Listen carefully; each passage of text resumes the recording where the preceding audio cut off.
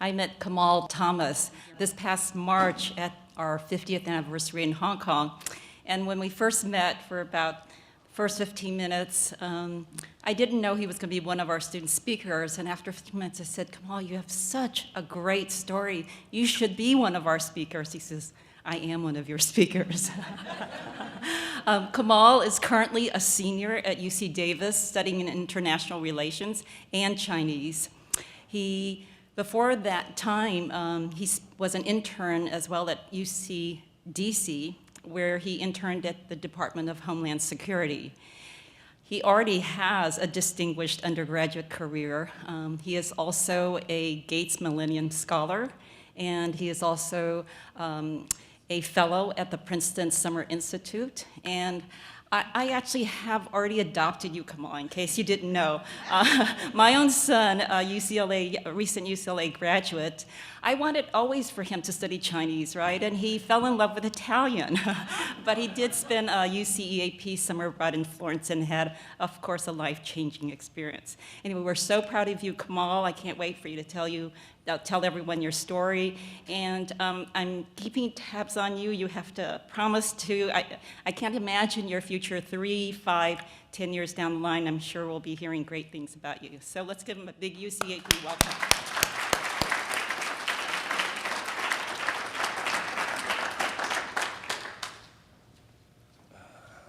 Good evening, everyone. Let me pull this up a little bit.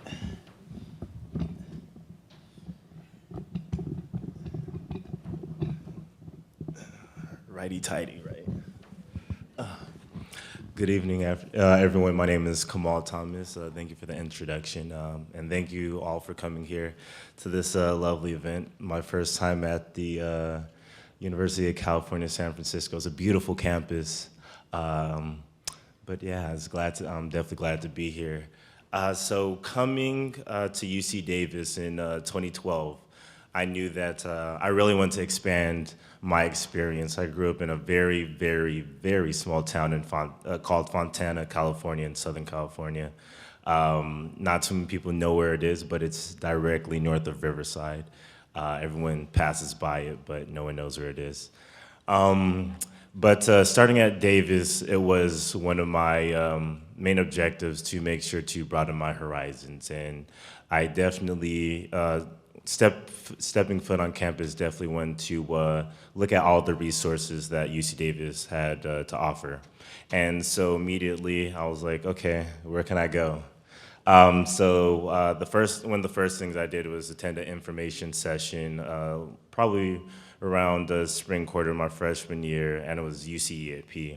And they gave me an information session and telling me about all these opportunities to travel here and there and so on and so forth. And I told my mom that, yeah, I want to go abroad. She's like, oh, what part of South America do you want to go to? And I was like, yeah, I tried Spanish in high school, it didn't work out too well. So I was like, I'm going to pass on that. And so I was like, let me think of Asia.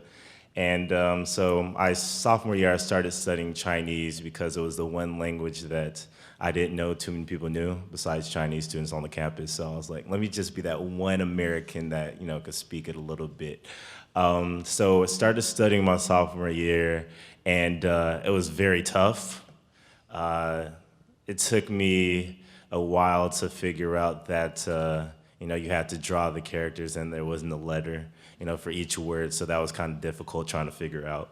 But it started getting better and better, and later on that year I moved to DC in the UCDC program and started taking night classes while I was interning out there. But so my sophomore year I decided I wanted to go to Asia, and specifically China, to better learn, be in an environment where I could learn Chinese. And saw a nifty city called Hong Kong, and I heard about it. There's been movies there. I think they had Rush Hour 2 was in Hong Kong, I think, right? So I was like, yeah, I could be the next Chris Tucker, right? So I decided to sign up for that. Didn't really know what I was getting into. I was like, I have 1 year of Chinese under my belt, so that should be sufficient. Little did I know that Mandarin wouldn't help me at all. I actually found that out pretty early. It was actually the taxi ride to where I was going. The taxi driver didn't speak a lick of English, and so instinctually I started using Mandarin to speak to him. And just to let you know, it took me about 3 hours to get home, when it really should have just took 15 minutes. So yeah, I got there, and I was in front of this beautiful castle that was a resident, all males resident hall for students at HKU. And first off, when I first got there, it was a warm welcome. I kind of felt like royalty because the first thing they did was, bring out food to us and everything the next day in the morning to my room. And but I did have the same problem. The beds were very small, so it definitely took me about 15 minutes to wake my feet up because yeah, they were hanging over the bed. So but participating in this opportunity was so great. I never went abroad or outside of the country at all before, and I had no idea what to expect. I wasn't physically on campus, so I wasn't informed about cultural collisions and difficulties immersing yourself in a different culture. All I knew was I was going to go to a different country for a year. And yeah, it definitely hit me very hard. Definitely being in an environment where not too many people spoke English, specifically in my residential hall, was kind of tough. But then around, was it September 17th, a student strike was commencing. We all took a oath. We had a ceremony, taking ceremony to participate in peaceful civil disobedience while the student strike was commencing in regards to the Chinese government's control over the chief executive officer's elections. And so people were wanted to fight for universal suffrage, and it's just really amazing understanding, specifically in China and Hong Kong as well, that the university is a center for social change and social movement, and being able to be with the students and see it commence. Because I remember the first day, I was thinking, oh, this isn't gonna be too serious. The whole group of loony students went to fight for something. I guess that's cool and everything. And so I just originally was just a curious bystander, but when I went out to the event, the first day was about maybe 2,000 students, and they're all riled up, chanting and creating signs and everything. And then by Friday, there was tear gas being thrown by police officers, and just everyone scrambling, and 50,000 people in the middle of the streets, and it was just a very frightening situation to be in, especially as someone that's never been exposed to that.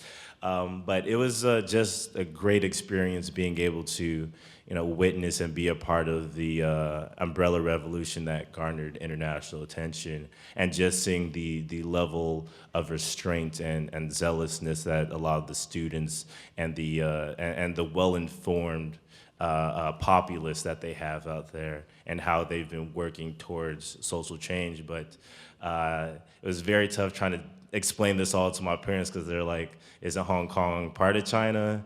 And I was like, it kind of is, but it kind of isn't. It's like it's special. Let's just go with that. It's special. Yeah, it was just really good experience. But another great experience I had was playing basketball for the University of Hong Kong.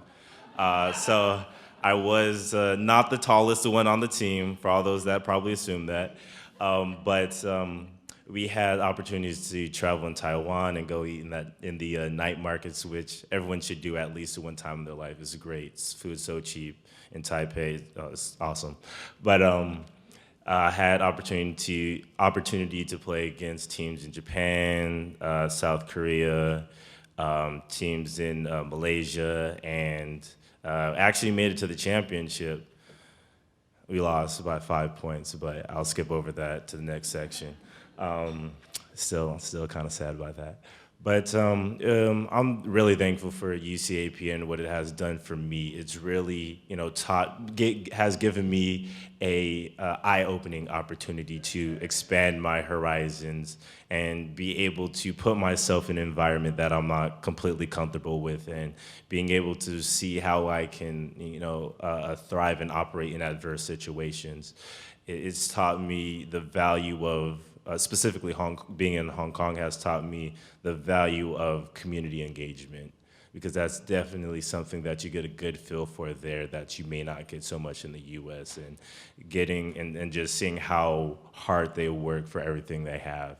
And so those are definitely, values I would like to espouse, from then on. And I mean, coming back was so tough because I was like walking down the street and realizing I could understand what people were saying. I'm just so used to people talking by me and trying to parse what they're saying together and trying to figure out, how does that Cantonese word sound like in Mandarin, and does it make any sense when it really doesn't at all? But I'm really thankful for UCAP offering the opportunity and providing the phenomenal financial support it has to me, and just really allowing me to broaden my horizon. So thank you all.